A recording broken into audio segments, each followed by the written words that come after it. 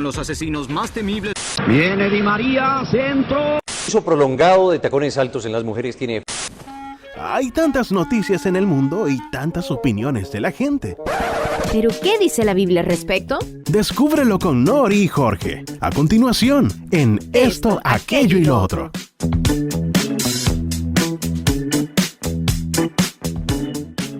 Hola amigos y amigas, un saludo muy especial para cada uno de ustedes. Qué felicidad poder encontrarnos una vez más en Esto, Aquello y lo Otro. Mi nombre es Jorge y desde acá les envío un gran abrazo de bienvenida a todos y también por supuesto a Norianni. Norianni, ¿cómo estás?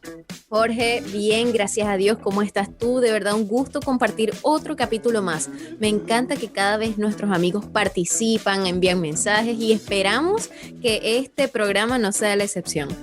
Claro que sí, la verdad que estamos muy contentos por la gran receptividad que han tenido nuestros amigos y amigas en sus casas, en la internet, en YouTube, escuchando también en Spotify, por ejemplo. Por allí también pueden conseguir el programa y compartirlo. Y desde ya les invitamos, por supuesto, a que puedan compartir el programa del día de hoy y también participar, ¿no, Norianni? Con sus comentarios. Claro que sí, no duden, mejor dicho, en dejar sus comentarios allí, qué opinan ustedes, qué consideran correcto, qué es incorrecto, porque a pesar de que la opinión humana no lo es todo, pues siempre es bueno tal vez analizar un poquito las distintas perspectivas, los distintos puntos de vista que tienen nuestros amigos.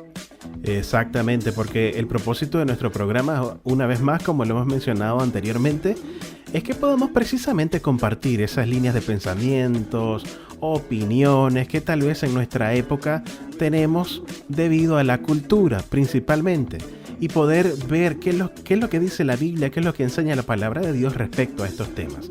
Y el día de hoy, como siempre, tenemos un tema muy, muy interesante, ¿no, Norianni? Claro que sí. Bueno, yo creo que aquí le va a gustar un poco al público que es bien futbolero, Jorge, o sí. Futbolista, yo no sé. Miren, yo de fútbol cero, pero por allí hay algunos aspectos interesantes que han sucedido en la Eurocopa de este año, que yo creo que ya muchos deben estar imaginándose de qué se trata más o menos. Sí, porque a pesar de que haya gente que no sigue el fútbol, tal vez como tú, Norianni, seguramente está al tanto de las noticias que han ocurrido a partir precisamente de la Eurocopa del año 2021 y que recién terminó hace pocos días. Y hay una noticia allí muy interesante que ya vamos a estar compartiendo con ustedes y pueden allí colocar sus opiniones, qué piensan acerca de eso. ¿Está correcto? ¿No está correcto? ¿Yo estoy de acuerdo? ¿No estoy de acuerdo? Allí pueden compartir sus comentarios en la caja precisamente de comentarios de YouTube o enviar un mensaje al número de WhatsApp más 569-9486-6872, Norianni. Así es, así es. Mientras tanto, nosotros iremos a la música y desde ya te invitamos a que sigas conectado en la radio Nuevo Tiempo, la voz de la esperanza.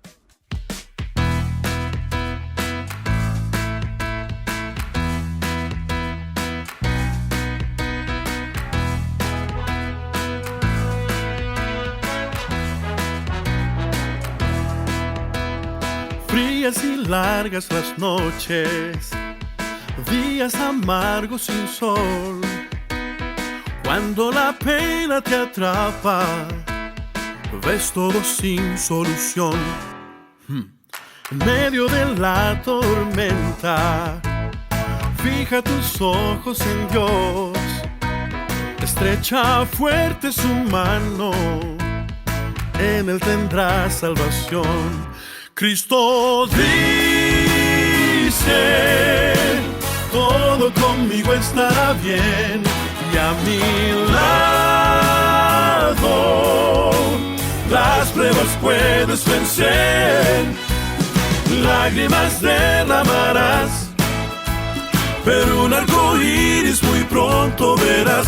Junto a Cristo todo en tu vida estará mejor, estará mejor. Ahora sonríe en tristeza, entona una bella canción, alza tus manos al cielo, Cristo el mal ya venció. Cristo dice,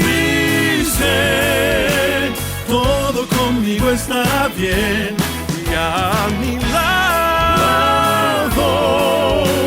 las pruebas puedes vencer, lágrimas derramarás, pero un arco iris muy pronto verás. Junto a Cristo todo en tu vida estará mejor, estará mejor.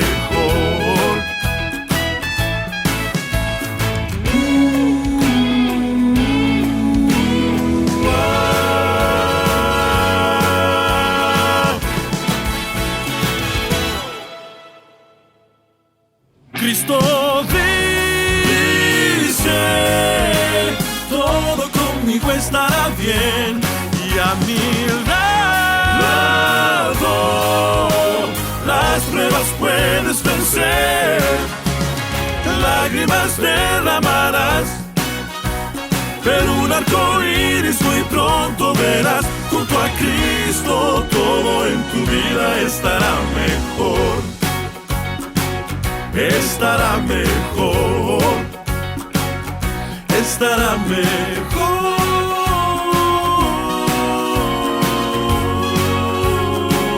estará mejor. ¿Que las hormigas nunca duermen?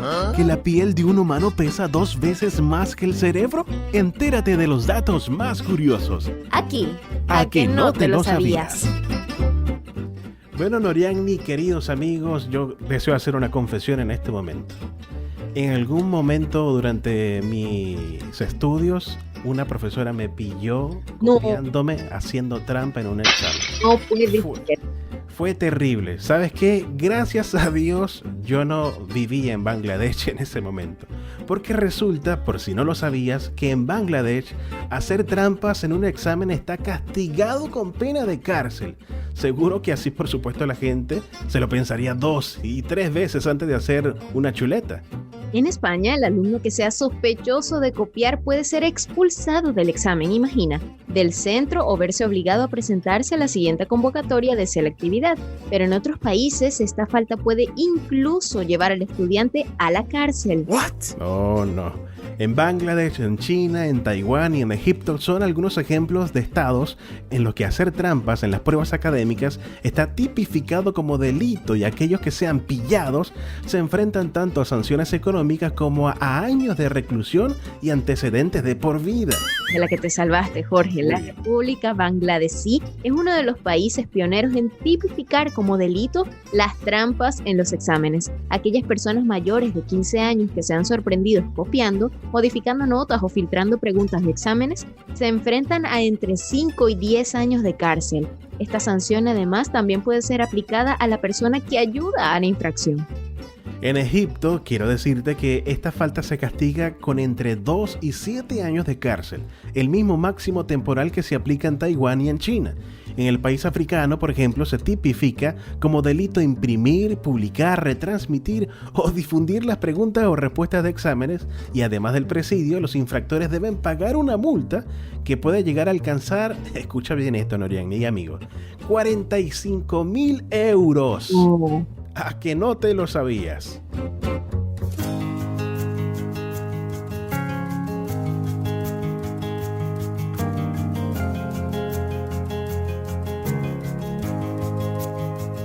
Si caminando la misma senda siempre vas y falsas voces vas escuchando en tu ansiedad, mas en tu interior vacío siempre estás.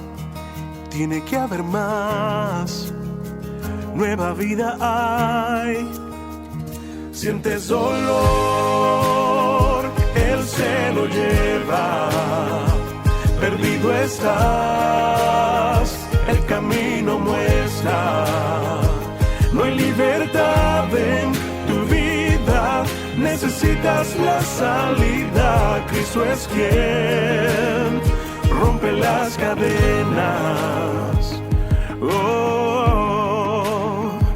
Todos hemos buscado luz en la oscuridad y cansados nos encontramos de batallar.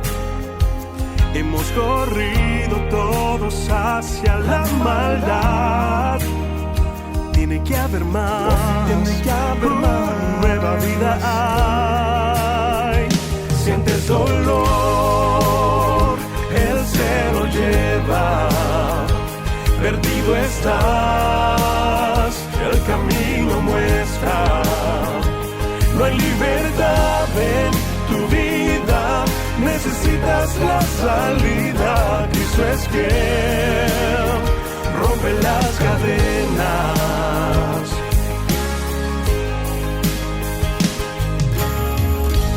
Si lo crees y lo recibes, si lo sientes, lo puedes declarar. Si lo crees y lo recibes, si lo sientes, lo puedes declarar. Si lo crees y lo recibes, si lo sientes, lo puedes declarar. Sientes dolor, Él se lo lleva. Perdido estás, el camino muestra. No hay libertad en tu vida, necesitas la salida. Cristo es quien rompe las cadenas. No hay libertad en tu vida, necesitas la salida. Cristo es quien rompe las cadenas.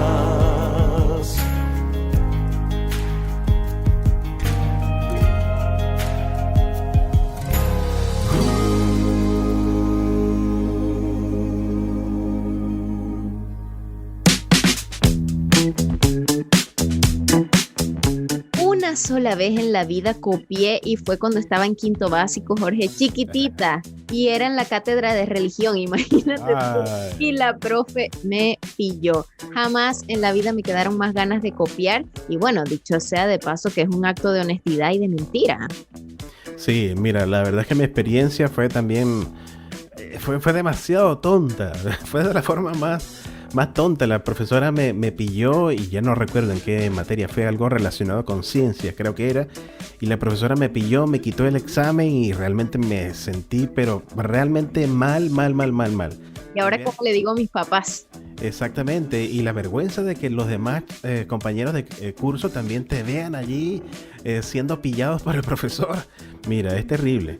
No, y aún así no se compara con ir a la cárcel. Imagínate ir a la cárcel. Ah, que por cierto, nosotros hablamos del término chuleta, pero acá en Chile, por ejemplo, se les dice torpedo. ¿Sabías tú ese dato? Mira, no lo sabía. Ese es otro que no te lo sabía. Tremendo. Así es. Bueno, Jorge, fíjate que, así como lo mencionabas en un principio, había una noticia por allí que estaba bien en boga a raíz de la Eurocopa 2021. Ya yo mencioné, ojo, por si me mando algún error, yo no soy fan del fútbol, que digamos. Yo te puedo corregir, yo te corrijo, no importa. No tengo dudas, no tengo pruebas, pero tampoco tengo dudas. Y bueno, fíjate que nos topamos con una noticia que dice lo siguiente: ¿por qué no se arrodillan algunas selecciones contra el racismo en la Eurocopa 2021? ¿Qué te parece eso, Jorge?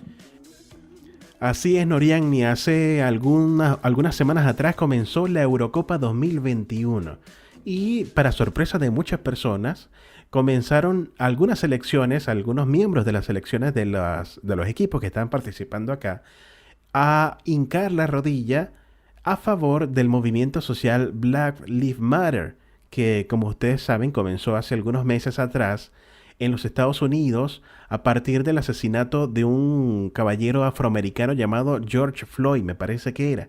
Bien. Y entonces las elecciones comenzaron a hincar la rodilla precisamente en apoyo a este movimiento social, Norianni.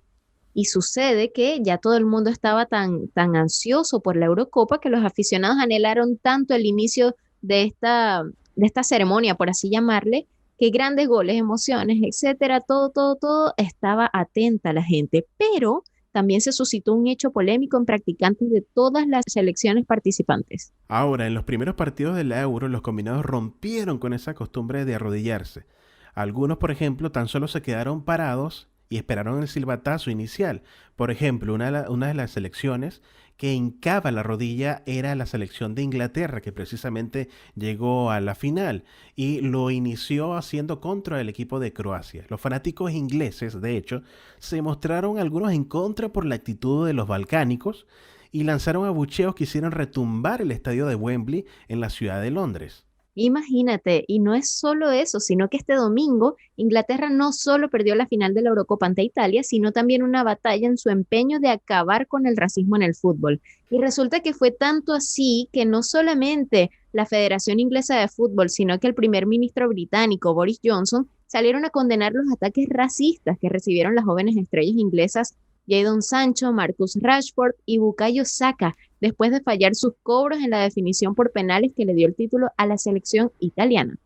Mira, es que fue algo tremendo. Alguien de pronto algún escritor de película de terror hizo este guión, porque es increíble que justamente los chicos que fallaron el penalti de la selección inglesa eran chicos afroamericanos.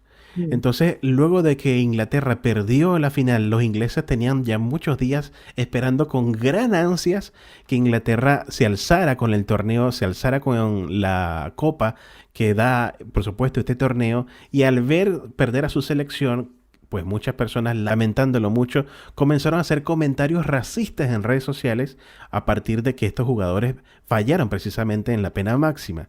Y muchas de las expresiones eran agresivas y de hecho se mezclaron con emojis de gorilas y de monos. No, qué degradante de verdad. Aparte, un mural que se había pintado en la región de Manchester con el rostro de Rashford fue vandalizado. Yo creo que se estaba saliendo de control esta situación. Sí. De hecho, la policía señaló que se estaba investigando a los agresores y que esos ataques no serán permitidos. Alguien podría decir entonces, Noriani, que tal vez entonces estas manifestaciones sociales de hincar la rodilla, que justamente lo estaba haciendo la selección inglesa, entonces estaban correctas y que quien no los hacía como que no apoyaba mucho el asunto, pero resulta que por la experiencia de otras selecciones parece haber ahí un choque cultural. En pleno siglo XXI aún persisten, de hecho, las sociedades que se niegan a aceptar la diversidad de personas. Históricamente, una parte del este de Europa sobresale por tener actos racistas, de hecho, muy marcados. Bueno, tan solo hay que irnos al 18 de marzo del 2021, cuando el jugador checo de Slavia Praga insultó a Glenn Kamara en un partido de Europa League y la UEFA lo sancionó con 10 partidos fuera por insultos racistas. Ujú. Y son justo estos países orientales del viejo continente como precisamente Eslovaquia, Hungría, Polonia, República Checa, Rusia y Ucrania que optaron por no arrodillarse antes del comienzo de sus respectivos compromisos en la Eurocopa. Por ejemplo, en San Petersburgo, Rusia, se escucharon silbidos en las gradas porque los belgas se hincaron en unas rodillas previo al duelo correspondiente por el Grupo B. Una más, por ejemplo, antes del debut de los croatas, precisamente miembros de la federación explicaron que en ningún caso iban a obligar a sus futbolistas a arrodillarse, ya que la cultura y la tradición croata no simboliza la lucha contra el racismo o la discriminación. Y lo peor es que varios aficionados de estos países se sienten ofendidos con el acto, porque supuestamente uno solo debe arrodillarse ante Dios. Aunque esto más bien parece una excusa, decía la noticia, para esconder el racismo, hay otros combinados como Escocia que tampoco se hincaron, pero por otro motivo. Sí, me pareció, no recuerdo si fue el presidente de Ucrania o el presidente de Croacia, una de estas dos naciones, que precisamente de manera pública él dijo, mira, nosotros en mi nación solamente nos arrodillamos ante Dios y nos arrodillamos para pedir matrimonio, solamente, no nos arrodillamos para movimientos sociales ni nada de eso. La gente evidentemente vio esto como una excusa, como tú lo decías. Ahora, la selección escocesa tomó la decisión de no arrodillarse en ningún partido del torneo continental de la UEFA debido a que la relevancia del primer gesto ya se perdió. Pero eso no quiere decir que no estén comprometidos a hacer frente al racismo, dijeron. Yo apoyo totalmente. Mira, el capitán del ejército de Tartán también dijo, es importante que sigamos abordando el problema del racismo y concienciar sobre la necesidad de cambiar la mentalidad de las personas, pero también sus comportamientos. Antes de nuestras eliminatorias para la Copa del Mundo en marzo, hablamos como grupo y sentimos que tomar una posición era la mejor manera de mostrar nuestra solidaridad y también de reforzar la necesidad de un cambio significativo en la sociedad. Así es, mira, yo lo que puedo ver al analizar todo esto es que estamos viendo muchas cosas en nuestra actualidad, en nuestro mundo, que se está moviendo alrededor de un tema que aún genera mucha controversia, en este caso específico el tema del racismo, dado precisamente por la variedad de ideologías que hay. Pero lo que es un hecho es que criticar a alguien por su color de piel es algo que debe terminar tarde o temprano. O sea, no es aceptable esto por ninguna clase de motivo que haya críticas o que haya precisamente actos de racismo. Para mí es algo inaceptable, Norian. Totalmente inaceptable. Yo veo que nosotros como seres humanos avanzamos en la tecnología, en la ciencia, pero hay temas tan sencillos que tienen que ver con el carácter, con las culturas, con el comportamiento que pareciera que fuéramos en retroceso. Una cosa es esto del color de piel, otra cosa es que critican por si se arrodilla o no, no respetan las culturas, no respetan las creencias y yo creo que eso nos está llevando a un punto donde el final puede ser un poco desastroso si lo vemos desde esa perspectiva, ¿no? Pero yo creo que podemos comentar más de esto a la vuelta, ¿no? Exactamente, porque nuestra idea en el día de hoy es poder saber la opinión también de lo que dicen las personas acerca de esto. O sea, tú querido amiga y querida amiga que estás allí escuchando, ¿qué opinas acerca de esto? Y en otra posición o en otro aspecto de todo esto, nosotros como cristianos, ¿qué somos? ¿Será correcto que nosotros participemos de movimientos sociales como precisamente el Black Lives Matter o entre otros? Si la respuesta es sí, no, sí, Jorge, sí, Noriani, debemos participar como cristianos. No podemos ignorar todo esto, debemos participar. ¿Hasta dónde deberíamos participar? O sea, ¿cuáles deberían ser el fundamento? ¿Cuál debería ser nuestra accionar? ¿Hasta dónde deberíamos llegar?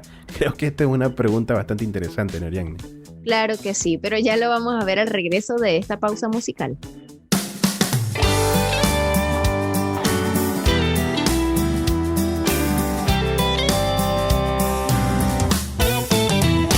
A veces los problemas de este mundo hacen que mi vida vuelva atrás.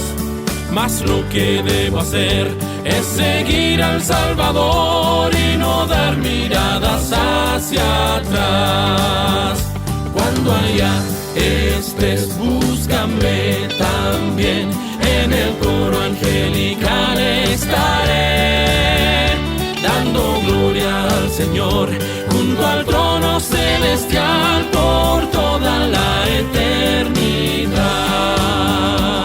Si al cielo quieres ir y tener un bello hogar, solo hay uno a quien mirar. Su nombre es Jesús, te dará la libertad por toda la eternidad. Yo te quiero hoy contar que en mi vivir su mano puedo yo sentir, guiándome al hogar donde voy a morar por toda la eternidad. Cuando allá estés, búscame también, en el coro angelical estaré, dando gloria al Señor, junto al trono celestial por toda la eternidad.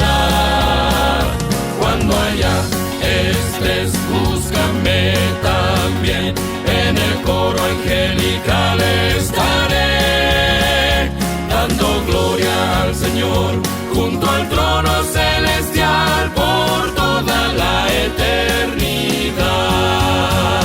Dando gloria al Señor, junto al trono celestial por toda la eternidad. Cuando estemos en el cielo, Cuando estemos en gloria, cuando en el coro cantemos, cantaremos la historia. con los santos alabaremos. Oh, será un gran día cuando estemos en el cielo, por toda la eternidad, dando gloria al Señor, junto al trono celestial.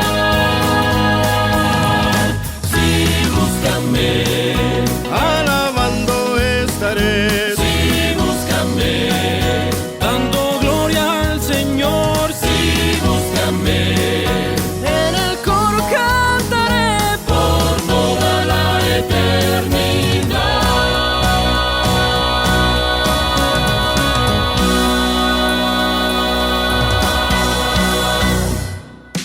¿Deseas recibir el curso bíblico Verdades para el Tiempo del Fin? Solicítalo al WhatsApp más 569-9486-6872. Sigue escuchando esto, aquello y lo otro. Bueno, amigos, estamos de vuelta con esto, aquello y lo otro. Y para quienes vienen sintonizando recién, recuerden que estamos hablando en el contexto de lo que sucedió en la Eurocopa 2021 sobre aquellos equipos que decidieron no arrodillarse en apoyo al movimiento del Black Lives Matter. Entonces, en este caso, Jorge dejaba sobre la mesa una pregunta. ¿Es correcto que los cristianos participen de movimientos sociales como este que mencionábamos anteriormente u otros? Si la respuesta es sí, ¿hasta dónde deberíamos participar?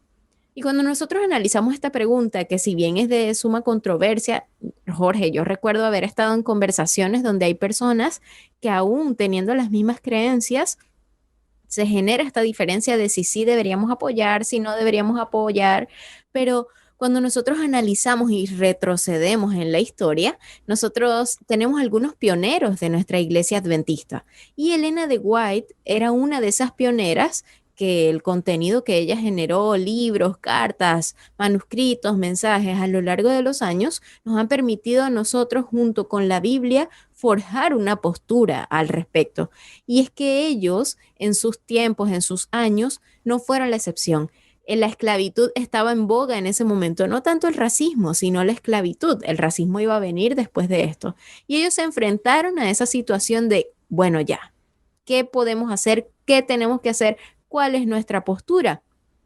Y Elena, en ese contexto de esclavitud, ella como activista y como abolicionista, en su determinado momento se dirigió a un grupo de adventistas que no se llevaban bien y estaban lidiando con este tema de la raza, había tensión racial entre los miembros, también con el tema de la esclavitud, y ella mencionó que los hombres y mujeres, y usó el término negros, deberían tener tanto respeto como los hijos blancos de Dios. Y ella comenzaba a argumentar que si los adventistas no hacen más para ayudar a los antiguos esclavos, no serían diferentes de los antiguos dueños de esclavos que estaban allí. En otras palabras, los adventistas tenían la obligación moral de hacer frente a las desigualdades sociales, la injusticia social, también necesitaban ser activistas sociales en la lucha contra el racismo en este país en ese momento. Mira, es muy, pero muy interesante esa postura que tuvieron nuestros pioneros y sobre todo Elena de White respecto al tema abolicionista. Porque como tú lo dijiste, era un tema que estaba en boga en el momento, era un tema bastante álgido, de acuerdo a la historia norteamericana en la cual está sucediendo o sucede la historia que tú estás comentando, Noriani. Y esta es muy interesante porque como cristianos que somos, muchas veces nos desligamos, ¿no?, de esos movimientos sociales.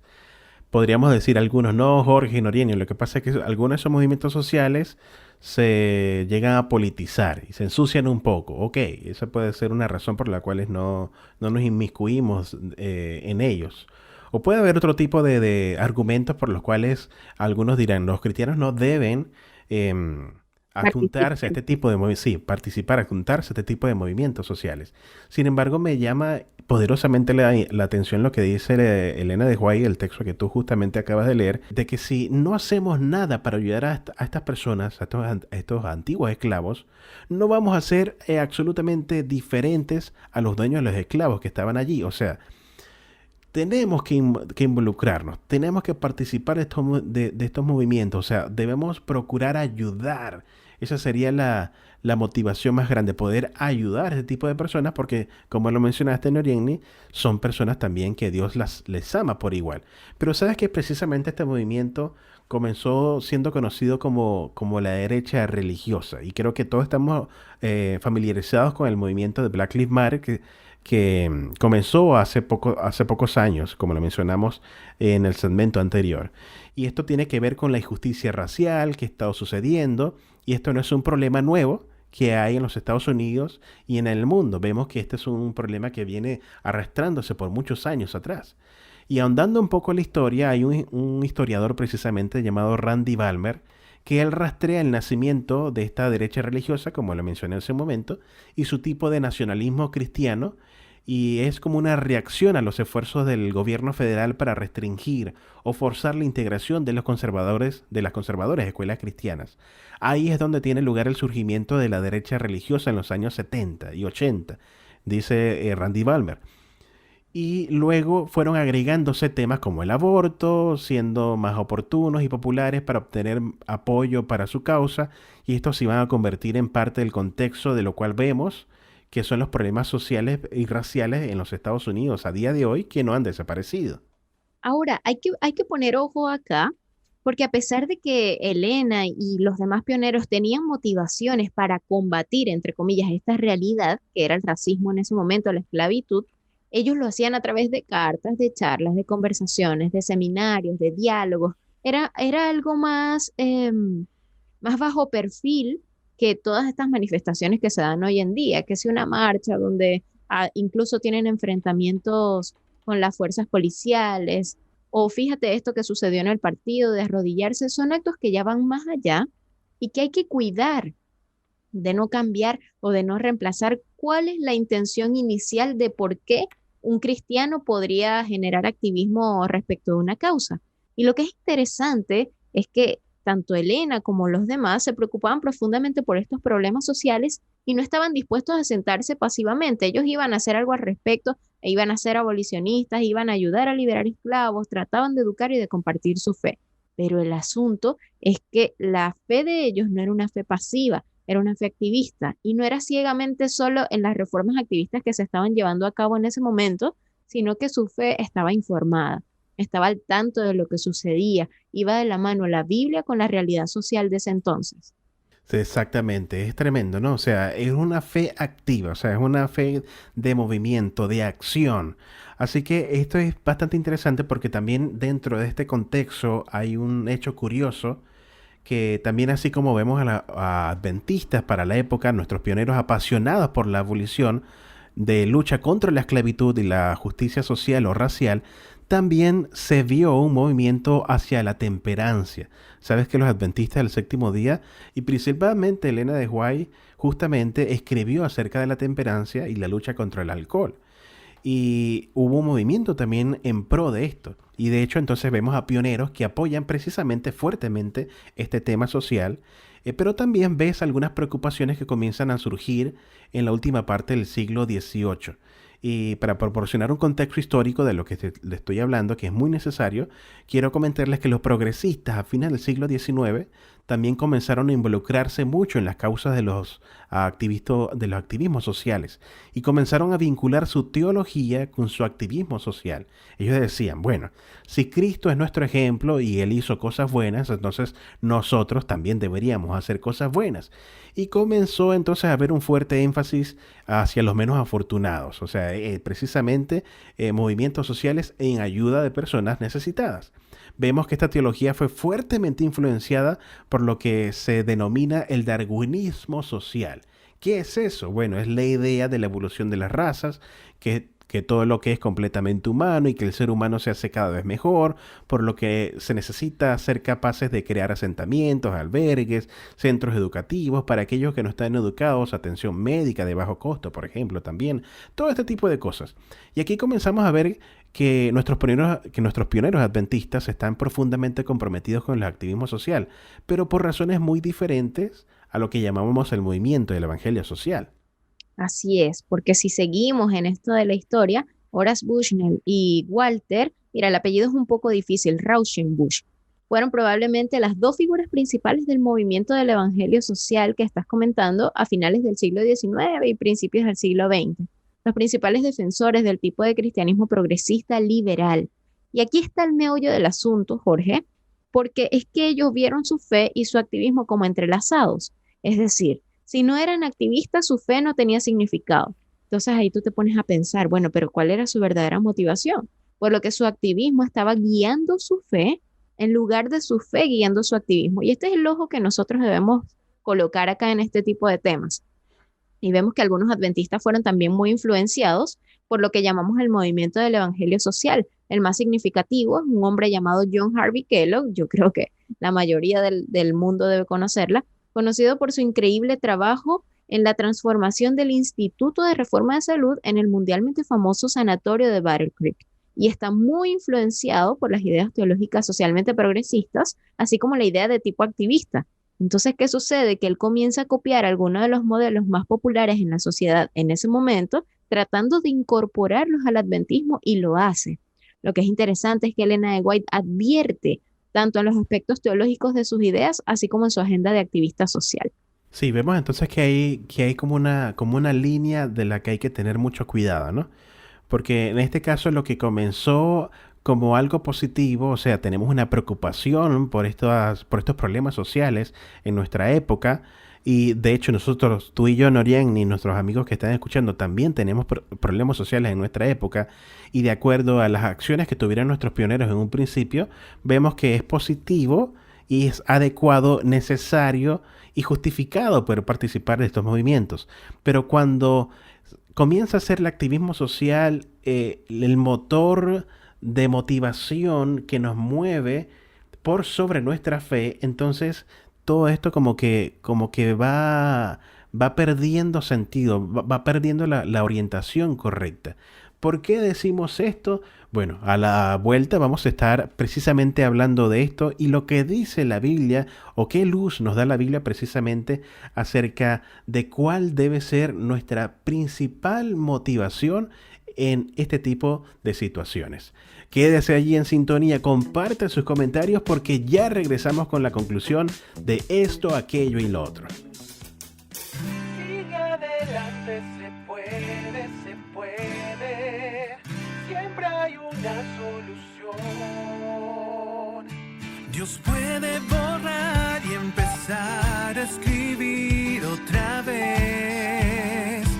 Lo mejor está por comenzar.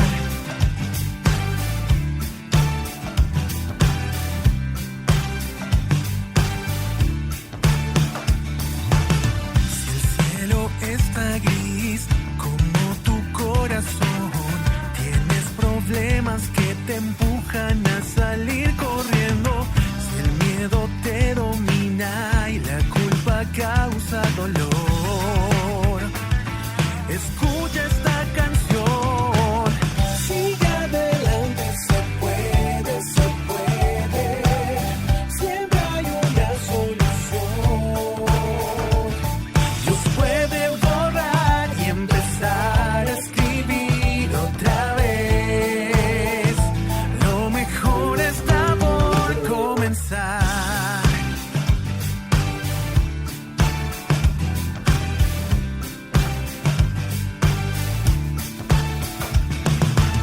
Si has lastimado a alguien y le has causado heridas, para pedir perdón y remediarlo nunca es tarde.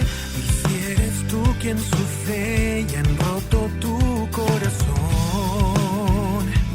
no niegues el perdón. Sigue adelante, se puede. Siempre hay una solución.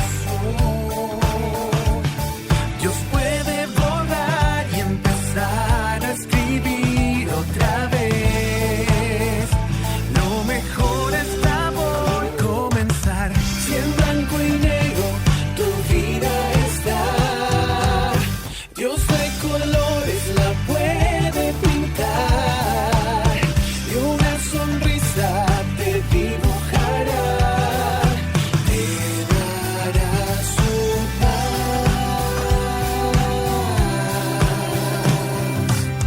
Sigue adelante, se puede. Siempre hay una solución. Dios puede borrar y empezar a escribir otra vez. Lo mejor está por comenzar.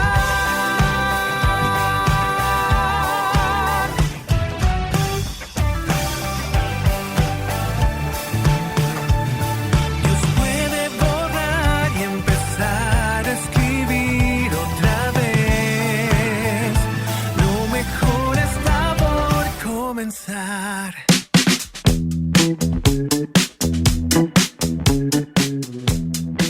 estamos de vuelta con esto, aquello y lo otro, ya entrando en nuestro último bloque y dando conclusión a todo esto que ha sido el tema del racismo, del activismo, del progresismo también, que es una latencia en estos momentos y hay que tener cuidado. Nosotros antes de la pausa decíamos que había que cuidar, no cruzar la línea, Jorge, que el activismo no estuviera por encima de la fe que nos motivaba a las causas sociales, a apoyar estos tipos de temas que también iban en pro de ayudar a nuestro prójimo, pero que sin embargo no podíamos permitirnos a nosotros mismos que se cambiara un poco el principio o la motivación, ¿no?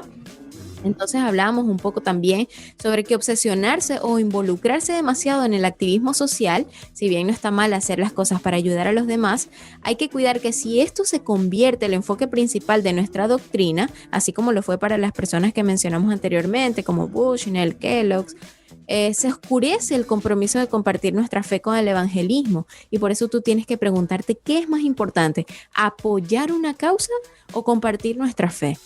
Esa es una muy buena pregunta, Noriegni. En otras palabras, podríamos decirlo también. ¿Hacemos activismo social como un medio para compartir nuestra fe o nuestra fe gira en torno al activismo social? Entonces, podemos ver que nuestros primeros pioneros adventistas, sí, ellos fueron socialmente progresistas, pero no hasta el punto en que el activismo social eclipsó el mensaje adventista en sí mismo. Y ahí es donde traemos esta noticia a la mesa, o sea, ponemos este punto en la mesa. ¿Es justo ser criticado por no arrodillarse cuando hay miles de formas de apoyar una causa? ¿Qué piensas tú, Norian? Así es, yo creo que deberíamos enfocarnos en realidad en una vida espiritual genuina y entender que hay muchas más formas de apoyar las distintas causas si nos arrodillamos, si no nos arrodillamos en un partido, etcétera. El adventismo encuentra un equilibrio entre permanecer profundamente comprometido con los problemas sociales sin permitir que ese activismo social eclipse nuestra misión principal, que es ¿cuál? La misión de presentar al mundo a Cristo, su pronto regreso también, y de compartir ese hermoso mensaje de los 3 ángeles, que por cierto, dice que ha de ser publicado y predicado a toda nación, tribu y lengua, hablando que va a haber un juicio, quiénes van a ser salvos, las personas que guarden los mandamientos, que tengan la fe de Jesús y muchas otras hermosuras que nos trae este mensaje. Amén. Yo creo que Noriegni ese es el mensaje principal, sin lugar a dudas, que debe ser anunciado en nuestros días, por sobre cualquier movimiento social, que como tú lo decías, no está de más participar y ser colaborador de ellos o estar a favor de esas causas. Pero este mensaje es todavía mucho más importante. De hecho, la segunda carta a los Corintios, el capítulo número 5 y el versículo 17 al 19 nos da un poco de luz también respecto a este tema. Dice el texto bíblico allí: ahora que estamos unidos a Cristo, somos una nueva creación. Dios ya no tiene en cuenta nuestra antigua manera de vivir, sino que nos ha hecho comenzar una vida nueva. Y todo esto viene de Dios. Antes éramos sus enemigos, pero ahora por medio de Cristo hemos llegado a ser sus amigos. Y nos ha encargado que anunciemos a todo el mundo esta buena noticia. Por medio de Cristo, Dios perdona los pecados y hace las paces con todos. Y el versículo número 20 al final dice: Cristo nos envió para que hablemos de parte suya y Dios mismo les ruega a ustedes que escuchen nuestro mensaje. Por eso, de parte de Cristo les pedimos, hagan las paces con Dios. Tú lo has dado muy bien el clavo, Noriegni, con el versículo de Apocalipsis. Y este texto también de 2 de Corintios nos da a entender que realmente lo importante acá es hacer las paces con Dios. Pero para poder llegar a ese punto, poder ser amigos de Dios, como lo dice el texto, tenemos que hacer las paces con nuestro prójimo.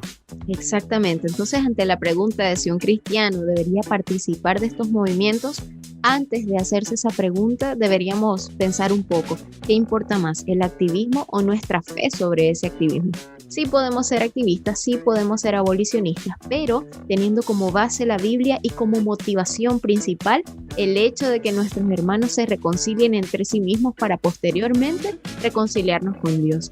Esto ha sido esto, aquello y lo otro, amigos. Esperamos que haya sido de su agrado y que sigan escuchándonos día a día. Así es, esperamos que el tema haya podido ser claro para cada uno de ustedes. Les invitamos, si fue así, lo entendiste bien, a compartirlo con otros amigos, con la familia y también hacer llegar sus comentarios, por supuesto.